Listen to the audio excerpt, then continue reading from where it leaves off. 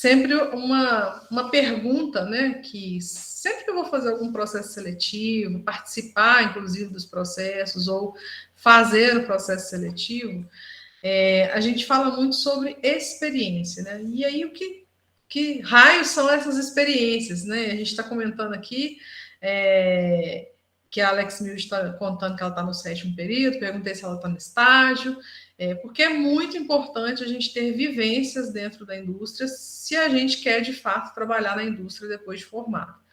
E aí a gente começa, geralmente, pelo ganho de experiência técnica, né? Que é saber fazer alguma coisa. Quando a gente fala de experiência, é bom até a gente contextualizar a palavra, né? Eu gosto muito de ir na raiz da palavra, que é a gente usar os nossos sentidos, né? Para passar por alguma experimentação. Então, eu posso experimentar um doce, eu posso experimentar um cheiro, eu posso experienciar, né, um momento, e tudo isso usando os sentidos. E não seria diferente na nossa vida profissional, né? A gente só consegue experimentar algumas situações se a gente estiver, de fato, vivendo cada uma delas. Então, primeiro, a gente busca experiência técnica, que é o que a gente conversava aqui mais cedo, buscar pegar aquilo que a gente estuda lá na prática, tanto na nutrição, na engenharia de alimentos, né, qualquer que seja o curso, na engenharia de produção, e aí buscar implementar aquilo de alguma forma, né, colocar aquilo em prática, até para entender que o que está no livro, o que está na teoria, como ele se comporta na prática. E aí, esse é um dos passos que a gente começa, né? Vai no nosso começo de carreira ali, começa a dar em direção ao nosso trajeto aí na carreira. Só que tem algumas experiências, e aí que eu gosto de começar a discussão para a gente entender, né, como que tá para cada um de vocês, que a gente não preocupa com ela no início, principalmente aí quando a gente está quase saindo da faculdade ou no nosso primeiro emprego e nos seguintes, são com as experiências de comportamentos, experiências comportamentais. O que seria isso? Quando a gente faz uma abordagem de entender assim, como eu reajo em situações de pressão? Como eu reajo em situações de decisão rápida? A gente se conhecer enquanto postura profissional. Então, a gente se conhece em algumas situações de casa, né, do ambiente social, da roda de amigos, mas saber como a gente reage a certas circunstâncias na vida profissional nos ajuda, inclusive, a ir moldando certas situações que às vezes não ficam muito bem para quem quer seguir uma carreira, principalmente na gestão. Então, vou dar um exemplo. Já contei aqui em alguma aula, se não me engano, inclusive no dia da Masterclass, que eu já tive que tratar dentro da equipe que eu gerencio, numa dada época, a situação de que tinha um gestor que simplesmente não dava bom dia para os funcionários. Já chegava, né, dando as informações ou pedindo as coisas que precisavam fazer e tudo, e não tinha o cuidado, né, de cuidar das relações. Era muito mais assim, o que eu tenho que fazer essa e aquela tarefa, então eu vou executar, e executava muito bem a tarefa, inclusive, de uma excelência de entrega profissional incrível. Porém, o básico, né? Vamos pensar assim, o detalhe que é o bom dia, ele deixava passar. Então, a gente, enquanto profissional, precisa entender que, inclusive, isso, detalhes que parecem bem pequenos, mas que são, assim, de essencial importância da gente trazer para dentro do ambiente corporativo. Então, você pode ter uma entrega inacreditavelmente boa. Você pode ser um profissional exemplar, mas tem comportamentos que eles são básicos, né? E aí eu trouxe esse caso, que é um caso bem ilustrativo, principalmente para mim que vivi esse caso, de um simples bom dia ou uma relação que a gente espera, né, profissionalmente entre as pessoas, que poderia ser tão simples e óbvia, né? A gente não espera que isso fosse diferente, atrapalhar a pessoa na sua carreira dentro da empresa. Então, a gente começar do básico, né, é muito importante. Só que aí a gente tem um outro extremo, e aí depois eu quero ouvir vocês, como que vocês enxergam isso no dia a dia de vocês. Eu já tive também que tratar dentro da equipe pessoas extremamente boazinhas. Aquelas que querem abraçar todo mundo e acolher e chorar junto e meu docinho não funciona. Porque as pessoas não têm maturidade suficiente para separar as relações. Essa é a verdade. Você é muito, muito próximo, muito amigo, muito camarada, no ambiente profissional, em algum momento você vai ter problema, né? Em algum momento isso vai te atrapalhar na sua gestão. E aí que eu queria ouvir de vocês, o que vocês vivem hoje? Vocês têm aí mais extremos de um lado, que é do lado do bom dia, que eu dei exemplo, ou de outro, né, que é extremamente amoroso, né, e aí chega, inclusive, a confundir as relações. Eu queria ouvi-los. Como que vocês têm aí no dia a dia de vocês exemplos ou pessoas que estão aí nesses mais de um extremo e mais em outro? E o que é dificuldade para cada um de vocês? Boa noite, Damião. Pode falar, Bruno. Boa noite, Ellen. Boa noite Boa a noite, todos. Fiquei Antônio. atrasado, mas cheguei, porque o computador não Chegou. estava carregando, não. O importante é isso. Boa noite, Antônio. Boa noite. Vamos lá, Bruno. Tá me ouvindo? Bem baixinho. Deixa eu dar uma aumentada aqui, só um minutinho. Assim, isso aí que você falou, eu cheguei um pouquinho mais tarde, mas eu consegui ainda pegar um pouco aí. O que acontece? Eu vivo muito isso hoje nos clientes que eu atendo, né, nas regiões, porque são diferentes tipos de gestão. Eu vou te falar a minha experiência. Quando eu atendo o cliente que trata os funcionários, né, a gestão, os líderes tratam os colaboradores com muita educação, mas com, vamos dizer a palavra certa, seria educação e sério ao mesmo tempo. Eles dão um exemplo, uma ordem lá, né? Passa um trabalho, mas com educação, mas sério. Firmeza. Sem muito mimimi. Você é educado, mas você é firme. Oi? É ser educado e ser firme. Eu até costumo dizer que a gente está no século XXI e a gente não tem tempo mais de ninguém ficar gritando com ninguém. Falar alto. E são dois extremos, né, Bruno? Porque existem, infelizmente, ainda pessoas que querem ganhar as coisas no grito, né? E aí fica com essa postura. Quando também pessoas que têm muito. Eu não sei se é medo, eu não sei se a palavra seria medo, mas fica muito cheio de dedos, né, com a equipe, de uma forma que a equipe acaba não entendendo aquilo, levando isso para o lado pessoal, por exemplo, né, e faz o que quer. E eu faço um paralelo quando a gente está falando dessa tratativa com pessoas, muito com criança. Criança, a gente tem que ter certos limites, né? Até para ela ter uma boa educação na infância e na adolescência em diante, a gente conseguir levar essa educação que, como diz a minha mãe, vem de berço, né? Para a vida toda.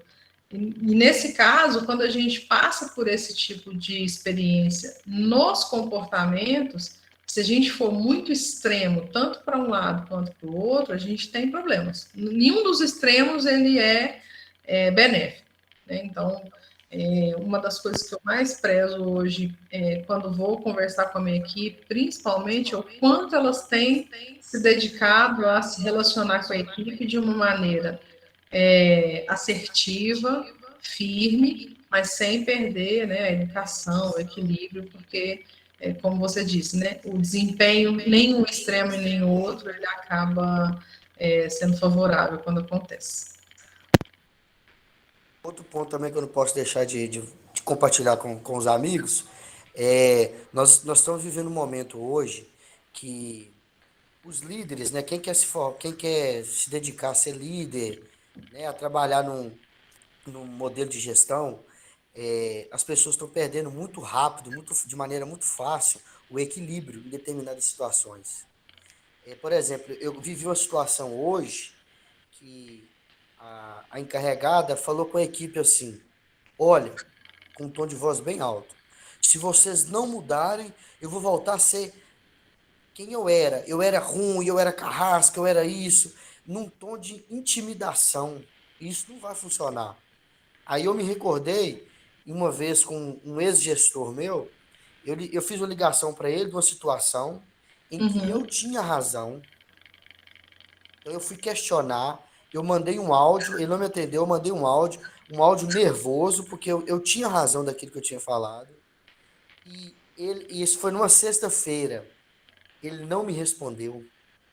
Ele me ligou na segunda-feira. Bruno, como é que você tá? Tá bem? Passou o final de semana bacana? Descansou? Não, tô tudo certo. Agora nós vamos resolver o problema. Sexta eu vi que você estava meio nervoso.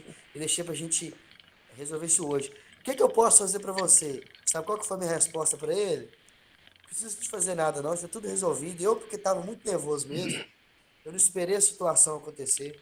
Então, assim, a gente tem que aprender, em certos momentos, a contar até 10 para depois resolver o problema. Exatamente. E Bruno, não é mas. fácil não, tá? Não é fácil. Não é fácil contar até 10. Bruno, mas. Pode falar, Antônio. Mas, tipo assim, que nem você tava falando dessa pessoa dessa moça que você tá falando, que ela já falou, tipo, com um tom de autoridade. No caso, ela é gestora. Mas será que ela tá preparada para ser gestora? Porque tem Antônio, isso. vou te falar uma Ah, coisa. Eu vou te dar uma. Eu vou te dar a minha resposta, depois eu quero ouvir o Bruno. A grande maioria das pessoas que estão na indústria hoje, e eu visito várias, né? Tenho experiência de visitar algumas. O que acontece? Tem pessoas que estão na base, fizeram um bom trabalho ao longo de anos. E aí, eu não sei se só pela falta de informação ou por achar que a empresa não pode pagar o funcionário com melhores qualificações, enfim, eu já ouvi de tudo nesse tipo de justificativa. Eles, ao invés de trazer uma mão de obra melhor qualificada ou mais experimentada para a função de gestores, o que eles fazem? Eles costumam pegar alguém que foi um bom funcionário de operador de máquina, ou um bom vendedor, uma boa pessoa na área técnica, e aí vem muito de encontro ao que a gente está falando hoje. Então, a pessoa se desempenhou perfeitamente, muito bem na área técnica, e aí coloca ela para fazer uma função de gestão. A pessoa não tem habilidade, não foi treinada ou não tem vivência, a experiência de gerenciar, a experiência de liderar as outras pessoas. Porque a liderança a gente não vira uma chavinha, não, tá, gente? A gente vai trabalhando, tanto que é possível desenvolver liderança com o tempo, sim. Mas precisa ser experimentada, ela precisa ser vivenciada. E você não joga na mão de uma pessoa que não teve nenhuma vivência de liderança de equipe, liderança de time, o cargo e para ela se virar. É muito pelo contrário. A gente dá mais a oportunidade de experimentar a pessoa se ela sabe conduzir equipes, e aí depois dá a ela o cargo.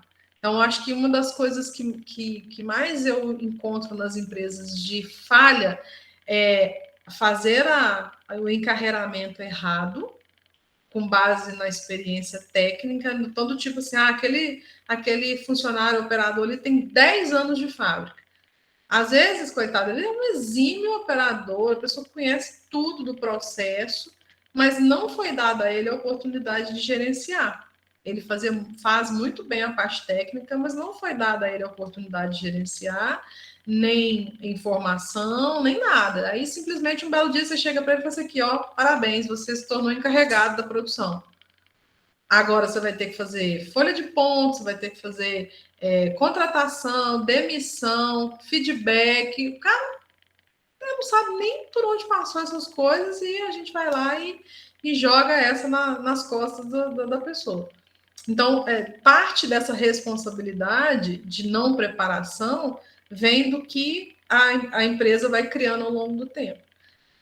O que a gente trabalha, inclusive, Antônio, que a gente está fazendo a formação, é justamente isso, independente de que momento da carreira você está, é uma forma de você se preparar tecnicamente, mas vira e mexe, nós estamos falando de comportamentos. Né? A gente fala da técnica, mas a gente fala do como fazer e como conduzir uma situação. Porque se você não dá elementos para as pessoas, para elas entenderem o que tecnicamente elas têm que fazer, mas como elas precisam se comportar, né, mediante uma situação dessa, por exemplo, de a equipe não está conseguindo conduzir um procedimento de maneira correta, às vezes eu chegar lá gritando aos 4 cantos, eu preciso entender o que eu posso fazer para que essa equipe consiga me dar uma resposta melhor, de desempenho, de conformidade. Então, e não é fácil. Às vezes você faz de uma maneira mais educada do mundo e ainda assim não consegue. Aí você tem que ter outras vias, outras formas de agir, mas em momento nenhum com grosseria, com desrespeito ou com o que quer que seja aí que vá ferir as relações interpessoais. Então, assim, a falta de preparo, ela não é porque a pessoa faltou um curso, faltou uma graduação, na verdade é uma falta de experimentação no dia a dia. Então, eu percebo que geralmente a gente tem erros dessa ordem. Não, mas então, mas assim, no caso que eu estava falando, né, vamos supor assim, que digamos que ela está nessa função, mas é uma função que ela não queria, é uma função que ela não domina. Entende? Não é tipo assim que ela não se preparou para tal função. É tipo uma função que ela não domina, tipo, não é para ela. Ela não tem a habilidade. Sim, ela não tem habilidade. Mas quem colocou ela lá precisa avaliar isso. Ela não chegou na empresa e falou assim, agora a partir de hoje você é gestora aqui, vocês que se virem, mas eu vou ser gestora. Não, alguém colocou ela lá. Então, tipo assim, porque talvez a pessoa pode achar que ela ia, vamos supor, ela ia exercer tal função, porque vamos supor, ela pode ser, tipo, que nem você tá falando, ótima funcionária, tudo e tal, achando que ela seria uma ótima gestora, líder. líder, Aí sendo você que tem não dois... é uma coisa que ela tem aptidão para isso. Bacana, aí você tem 2 aspectos. Quem colocou ela lá precisa enxergar isso e dar o suporte para ela. Olha, feedback, inclusive, não tá legal, assim como a história do Bom Dia que eu contei um pouquinho antes de você entrar. A pessoa extremamente competente, mas não falava bom dia com a equipe. Só já chegava, ô fulano, faz isso, faz aquilo. Não chegava, falou, oi, fulano, bom dia, como é que você tá? Não sei o quê. Aqui, eu preciso que você faça. Não, já chegava dando a ordem. Faltou o bom dia, faltou o básico. Nesse exemplo, a pessoa tem condições técnicas de estar lá. E aí teve que ter de feedback. Fulano, ó, não adianta você ser tecnicamente muito bom, você ter um raciocínio maravilhoso para estar aqui nessa função, se faltar o básico. Você precisa das pessoas para fazer as ações, não adianta. Quem lidera a equipe não faz as coisas sozinho. É como se você está ali, é muito mais difícil. Eu entendo como muito mais difícil você conduzir as pessoas a fazer alguma coisa sem que você tenha que colocar a mão naquela ação. Porque tem pessoas que têm dificuldade com isso. Eu te peço uma coisa, aí você não fez, ou fez mal feito. Da próxima vez, a pessoa talvez ache mais fácil, ao invés de te pedir, pegar e fazer. Só que isso não é gerenciar, isso não é liderar. Liderar é quando você consegue ter o resultado a partir de atitudes e ações que outras pessoas da sua equipe executam. Né? Então, se alguém colocou essa pessoa lá com a esperança de que ela conseguiria e viu que ela não conseguiu, quem tem que ajudar ela é quem colocou ela lá. Né? Inclusive dando feedbacks, contando, olha, o que você fez não foi legal, a gente está recebendo reclamação dos funcionários, assim não é o que a empresa quer. Agora, tem um outro detalhe, às vezes quem colocou ela lá é pior que ela. Eu já vi situações desse tipo, que o dono da empresa é mais grosseiro do que o próprio funcionário que está lá. Aí, nesse caso, a gente está ali com uma cultura da empresa. Não adianta, a cultura da empresa já está daquele jeito, porque se os donos são assim, o que os líderes estão replicando é consequência. Aí eles vão lidar com os problemas do dia a dia conforme essa cultura da empresa. Então, aí é uma reação em cadeia. Certo, Antônio? Entendeu como que essa não experiência de comportamentos ou essa deficiência no comportamento para a liderança, ela pode ter dois aspectos: ou você ter sido colocado numa função que realmente você não estava preparado para, ou, de fato, a pessoa que te colocou ali queria que você tivesse aquelas atitudes e aqueles comportamentos. E aí é uma questão de cultura da empresa mesmo. Tamires? Só para concluir, isso que você falou aí é o que eu vejo no decorrer de 16 anos de experiência aí no ramo de planificação. E hoje você entra numa loja, o encarregado, o líder de produção, ou ele é o confeiteiro ou o padeiro por tempo de casa. Uhum. Muitas das vezes de difícil comunicação, de pouco relacionamento, e que assim... Dono da verdade, né? E isso que você falou aí hoje, parece que você estava no local que eu estava trabalhando, porque entupiu uma rede de esgoto, voltou a água, a encarregada veio, começou a pegar pano e aquela água. E o pessoal ia ajudar ela, ela falava, não vem ajudar não, porque se você já fosse, que era para vocês terem iniciativa e ter feito isso. O dono da rede chegou e falou assim, por que você está limpando a água aí? Ela falou assim, não, porque entupiu aqui. Ele falou assim, procura a menina do Serviços Gerais e peça ela para limpar. Então, olha para você ver a visão. Um dono do mercado, 10 lojas, ele quer que quem faça aquele serviço seja a pessoa que foi contratada para isso. Agora, a menina que está despreparada... Deixa eu falar, essa pessoa é muito cara para limpar o chão. Não desmerecendo, por favor, não desmerecendo ninguém, pelo amor de Deus. Mas eu falo cara no sentido de que quem está no cargo de gestão, ele tem tantas outras coisas de tomada de decisão, de documentação, de uma série de coisas para fazer, que no momento em que ele se coloca na posição do outro que está ali fazendo serviços gerais, que é ainda mais a indústria de alimentos, tá, gente, que é extremamente importante, nossa, o que seria de nós sem esse pessoal? Mas ele perde o tempo, e aí, vamos dizer, reais hora, ele perde ali fazendo uma função que de fato não é a que ele está sendo pago para fazer.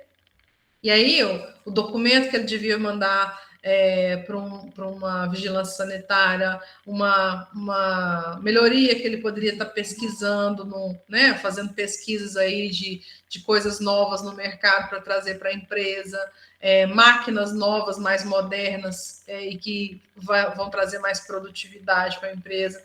Ao invés de ele estar gastando tempo para isso, ele está gastando tempo para limpar o problema lá que aconteceu. Então, a gente costuma falar que é muito caro ter um gestor limpando o chão, e é por isso, porque o gestor está ali para pensar o futuro da empresa, gerenciar os problemas, os conflitos e resolver as situações, e delegar para as pessoas que ali estão para fazer aquilo, fazer. Porque naquele momento que ela estava ali acudindo aquele problema, a moça dos serviços gerais que está ali para isso devia não estar fazendo alguma coisa, né? E aí a gente desbalanceou aí as funções. Então, cada coisa no seu lugar, né? Cada um fazendo o que lhe é de competência para a gente não perder esse foco, inclusive, da gestão. Isso é muito comum. A gente chega muito em empresas em que o gestor está fazendo, na fazeção, a gente costuma dizer. Tem dono de empresa que a gente chega lá, ele está só na fazeção, na correria do dia a dia, e não está pensando no futuro da empresa. Então, isso é muito comum, infelizmente. Tamires, tá de mãozinha levantada? Oi, Aline. Então, eu vi o pessoal contando um pouco das experiências, né, com outras pessoas. Eu queria contar um pouquinho da minha. Eu me identifiquei muito com o que você falou na parte de eu vou lá e faço, então, sabe? O que aconteceu? Quando eu entrei nessa minha última empresa, eu entrei numa fase de pandemia. Então, eu trabalhei sozinha num PCP. Certo. E eu me desgastava muito trabalhando sozinha, mas eu dava conta, né? Tipo, era um desgaste enorme, mas eu dava conta. Conforme as coisas foram melhorando, contratamos mais pessoas, abrimos uma segunda equipe, enfim. E de uns tempos pra cá eu fui ver que com tantas pessoas, as pessoas estavam ocupadas o dia inteiro, mas não estavam sendo produtivas. Porque não aumentou tanto a demanda de serviço. Eu estava com uma equipe de 2, 3 pessoas. E o que eu fazia sozinha estava distribuído para os 3. Falei, não, espera, algo não está certo. Algo do certo. Aí eu peguei, comecei a medir produtividade, lembrei equipe, coloquei várias formas ali e eu percebi que realmente eles não estavam conseguindo fazer uma coisa que eu conseguia. E aí foi quando eu percebi, essa é a hora de eu clonar a Tamires ou de eu preparar a minha equipe, né? E aí foi quando eu dividi a equipe, coloquei novos projetos, né? Coloquei novas coisas para eles alcançarem. Comecei a medir tempo também, dar tempo, fazer essas coisas. Só que, primeiro momento, quando eu fiz o teste, a minha vontade foi fazer assim, eu vou mandar todo mundo embora e eu faço. Esse é o grande desafio da gente liderar, né? Da gente conduzir equipes. Tem sempre um limite para tudo, né? A gente precisa treinar as pessoas, porque elas não chegam lá sabendo, e principalmente uma área bem específica como o PCP. Raramente se aprende isso, mesmo na graduação a gente aprende muito por alto, né? E ensinar a fazer, você já tem um tempo médio que você sabe a tarefa. Então, como você mesmo executou, você sabe que demora, sei lá, 3 horas para fazer o apontamento daquelas ordens de produção, demora mais 2 horas para fazer um controle X qualquer. Se você sabe o tempo médio, você vai precisar entender se aquelas pessoas estão, de fato, conseguindo fazer no tempo médio, porque cada um tem uma curva de aprendizado, mas com o tempo, depois de aprender, a pessoa tem um tempo médio de resposta. Para você conseguir entender se você estava rápida demais e é porque é acima da média, as outras pessoas, em média, conseguem fazer em outro tempo, ou se de fato quem está ali naquela cadeira não tem a habilidade que precisa ter, e aí sim você vai buscar outras pessoas no mercado. Então, é sempre essa comparação do que deveria ser com o que é, né? Para a gente também não ficar inchando o quadro de pessoas em função de inabilidade técnica, e nesse caso, ou experiência técnica, ou habilidade mesmo de entrega, rapidez, agilidade, enfim, e tantas outras coisas que a gente tem que avaliar. Então, essa avaliação tem que ter parâmetro, né? Então, quando eu comparo uma entrega de um funcionário com o outro, eu tenho que ter um parâmetro que é o parâmetro justo para os dois, né? Então, é bem por aí. E aí, se você vê habilidades comportamentais que justifiquem a permanência da pessoa na empresa, que ela pode ser redirecionada para outro trabalho, você não precisa mandar embora, você simplesmente realoca. A gente faz muito isso na indústria. Às vezes eu estou com um funcionário numa área que ele tem a habilidade técnica para a função, tem a habilidade comportamental, desculpa, para a função, mas não tem a técnica. A gente vai lá e ensina. É mais fácil ensinar. Agora, o difícil é quando a pessoa, por mais que ela tenha a habilidade técnica, ela não consegue ter comportamental. E aí, comportamento é muito difícil de você ensinar. Comportamento é difícil. Eu não sei ensinar comportamento. Eu sei ensinar técnica. Comportamento já é mais complicado. Né? Vem muito mais, tem muitas questões que vão muito além do que a gente tem a competência de desenvolver nas pessoas, que é o comportamento. Né? E vem uma bagagem por trás disso. Então, só esse cuidado aí. Verdade, Aline. Obrigada, viu? Josiane, obrigada eu. Ô, Aline, quando eu mudei para o sul de Minas, logo que eu entrei na indústria, eu entrei para ser analista de qualidade. Uhum. A encarregada foi desligada com menos de 20 dias que eu estava no setor. Eles viraram para a falar, agora você vai trabalhar como encarregada do setor. Eu falei, gente, eu não sei. Simplesmente eu fui colocada, sei, tipo assim, ser um suporte ali. Uhum. Eu tive que aprender a lidar com as pessoas ali. Porque eram costumes diferentes dos nossos aqui, não tinham nada a ver conosco aqui. Não é com Então, 20 tipo, dias você já teve que... Cortou. Com 20 dias você já teve que assumir assim? Com 20 dias. Nossa. Eu ficava desesperada, eu não, tipo assim, eu não sabia o que eu fazia, e as meninas lá, elas eram assim, eu não acordei atrasada, eu não vou trabalhar. No sul de Minas? Uhum. Aí o porteiro me ligava, Ciclana não veio trabalhar, e entrava 4h30 da manhã. Nossa. Aí lá ia eu, tinha que ir trabalhar para entrar, para fazer equilibração de equipamento, de laboratório. Então, tipo assim, igual você falou, muitas vezes eu tive que fazer a função, né, da faxineira, entre aspas, para cobrir a pessoa que estava ali. Porque as auxiliares minhas de laboratório, nenhuma era da área. Eu tinha advogada, eu tinha pedagoga, eu tinha todas as funções, menos gente da área. Mas laboratório de quê? Só para eu entender. Química e microbiologia. Ah, de análises. Era. E era um controle de qualidade, era total, né? Desde a parte... Você tinha advogada fazendo análises? Tinha. Gente, que diferente. Total diferente. Totalmente diferente. E eu tinha que tomar conta da parte documental, porque ela era CIF e Anvisa, eram laticínios divididos em 2 partes. Então, tipo assim, foi totalmente... Eu aprendi ali a me virar sozinha.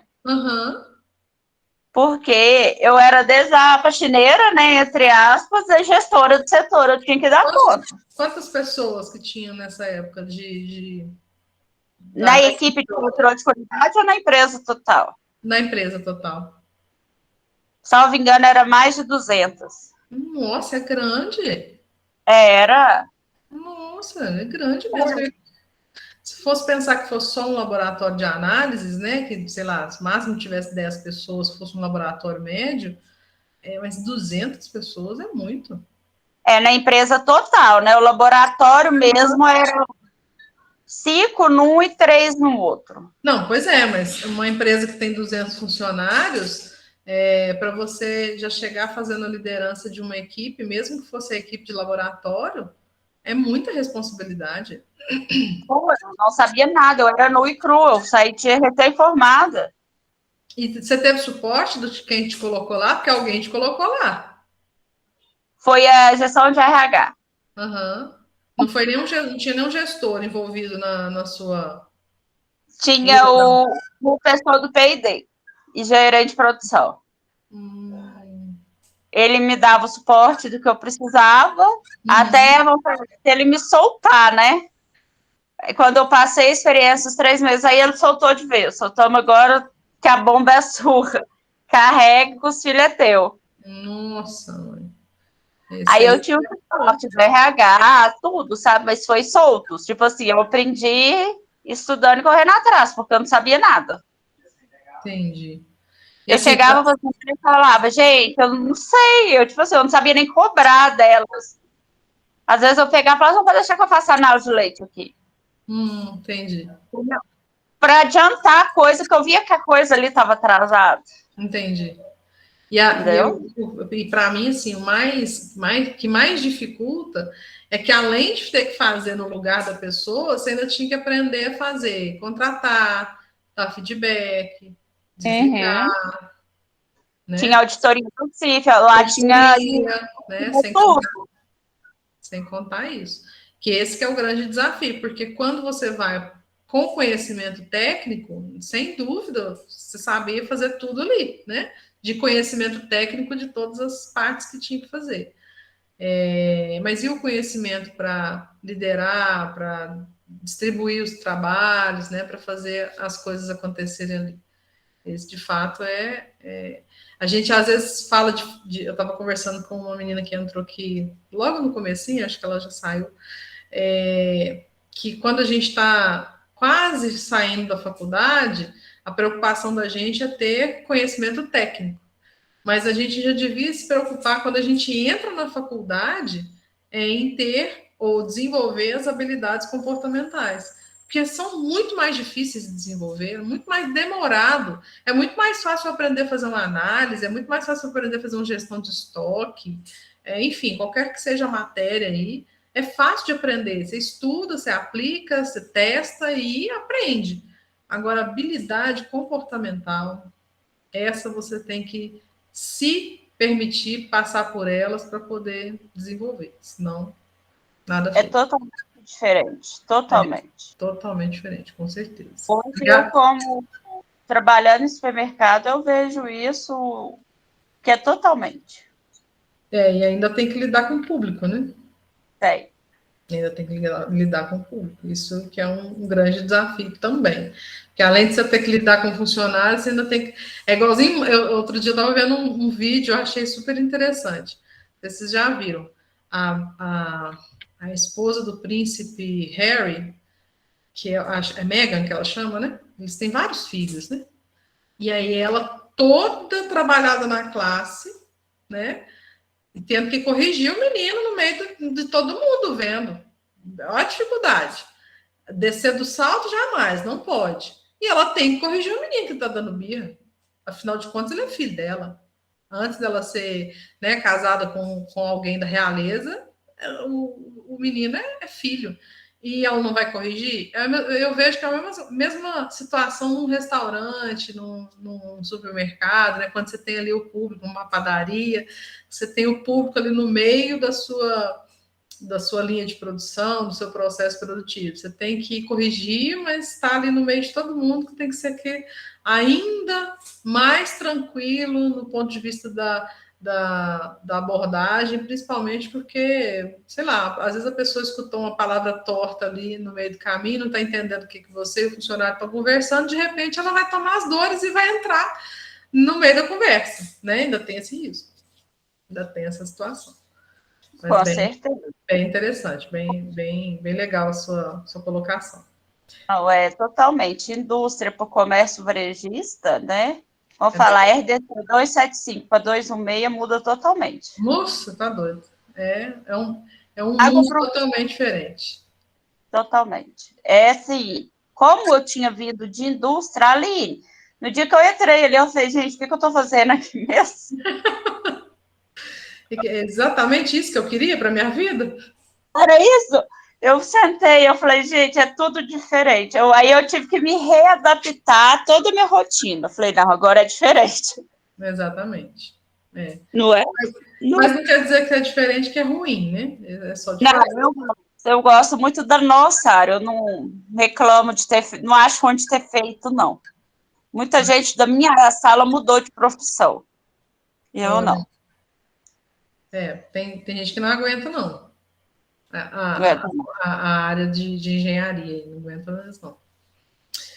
Bom, pessoal, então a gente vamos fazer um fechamento aqui, né, desse assunto que se a gente como se diz, né, tem assunto aí para muito tempo para falar de experiência, mas que eu mais prezo, né, e acredito muito, que eu acho que fica como ensinamento, é que a gente precisa sempre pensar, independente de qual momento de carreira que a gente está hoje, né, como a gente consegue desenvolver as habilidades técnicas, ok, que a gente está sempre aprendendo, mas principalmente desenvolver as habilidades comportamentais, que é o que nos projeta para situações futuras. Então, você está no cargo de analista, quer se tornar um gestor. O que é esperado para um cargo de gestor?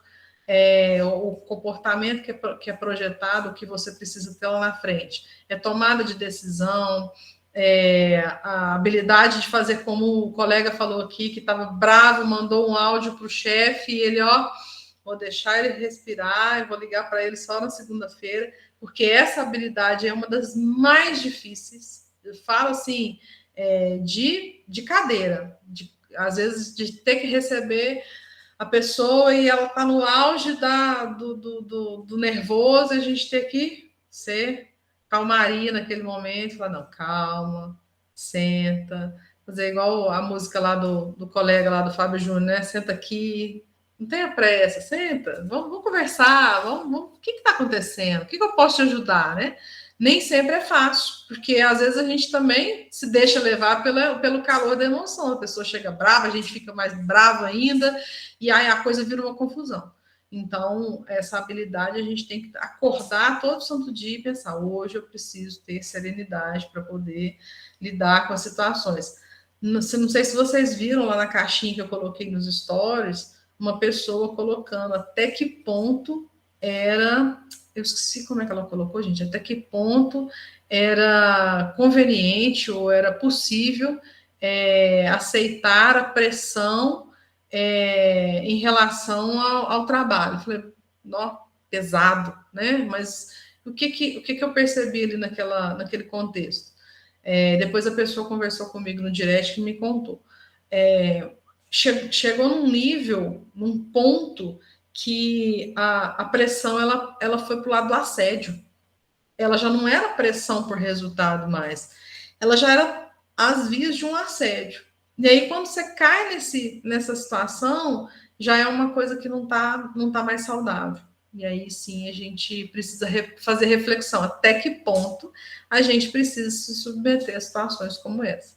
Então, aí, nesse momento, é hora de não continuar mais. E tem um outro detalhe, que eu até coloquei como observação lá. Nós, a pessoa aí que está dos anos 80 para cá, tem ainda isso como cultura, como resquício das gerações passadas, que é um ambiente normal de trabalho, esse nível de pressão, de cobrança, etc. As novas gerações têm lidado com muito menos habilidade, eu penso assim, né? Tenho visto, inclusive, com relação a algumas situações. Às vezes nem é assédio, não. Às vezes é uma situação que você tem que ser firme, igual o Bruno colocou aqui, e a pessoa já está, meu Deus do céu, o mundo está acabando, né? Então, agora a gente tem até que ponderar até que ponto essa moçada está preparada aí para lidar com a pressão do dia a dia da indústria, a pressão normal, tá? Sem falar de assédio, sem falar de nada além do que é a rotina maluca de indústria, que é a correria, né, do dia a dia, eu quero dizer.